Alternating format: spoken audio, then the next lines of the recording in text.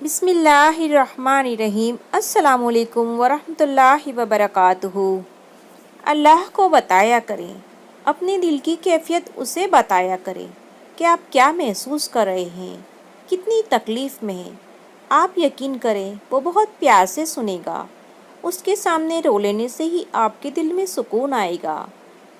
نماز کی تو وہ شان ہے جو روک دیتی ہے طواف کعبہ کو، تو تیرے کاروبار کی کیا اوقات ہے کہ جس کے لیے تو چھوڑ دیتا ہے نماز کو۔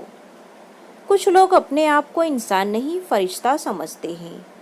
ان کے کام بھی فرشتوں جیسے ہیں، یعنی دوسروں کے گناہوں اور برائیوں کا حساب رکھنا۔ پیدائشی طور پر انسان نہ تو فرشتہ ہے اور نہ ہی شیطان، لیکن اپنے اعمال کی بدولت فرشتوں سے بہتر بھی ہو سکتا ہے اور شیطان سے بدتر بھی۔ وَيْلٌ لِكُلِّ ہُمَزَةٍ لُمَزَةٍ، تباہی اور بربادی ہے ایسے تمام لوگوں کے لیے جو انسانوں کو طعنے دیتے رہتے ہیں اور ان کے عیبوں کی تلاش کرتے رہتے ہیں۔ جتنا تم میں صبر ہوگا اتنا زیادہ تمہاری دعاؤں میں اثر ہوگا۔